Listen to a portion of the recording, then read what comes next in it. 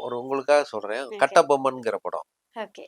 Sarathkumar hero. ம். Manivasagam sir direction. ம். அதுல கவுண்டமணி, செந்தில் தான். சரத்குமார் சாரே காமெடி பண்ண வச்சிருப்போம்.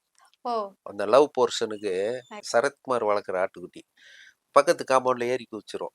காம்பவுண்ட்னா இவ்வளோ பெருசு தான் இருக்கும். ஓகே. கவுண்டரும் செந்திலும் ஏறி கவுண்டரும் அவரும் கவுண்டமணி அண்ணனும் சரத்குமார் சந்தி. சாரும் ஏறி குதிப்பாங்க. தேடுறாங்க காணோம். ம். எங்கடா அதுக்குள்ள ஜம்ப் ஆச்சு காணாங்கும்போது, பஞ்சார கூடை இருக்குல்ல, கிராமங்கள்லாம் கோழி அடைப்பாங்க. ம். பெரிய ம். பஞ்சார கூடை. அந்த கூடை இருக்கும். அதுலேருந்து சவுண்ட் வரும். மே மே அப்படின்னு சவுண்ட் வரும்.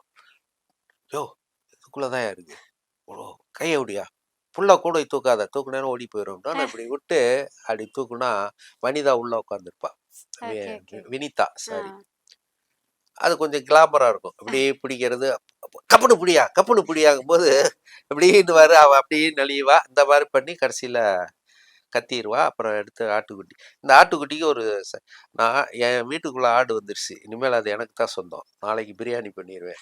முடியவே முடியாது. எனக்கு என் ஆடு வேணும். ம். ராமுன்னு பேர் வச்சிருப்பாரு. என் ஓகே. ராமு வேணும் அப்படின்னு சொல்லி ஒரு சத்தியம் வாங்குவாரு. அததான் காமெடி.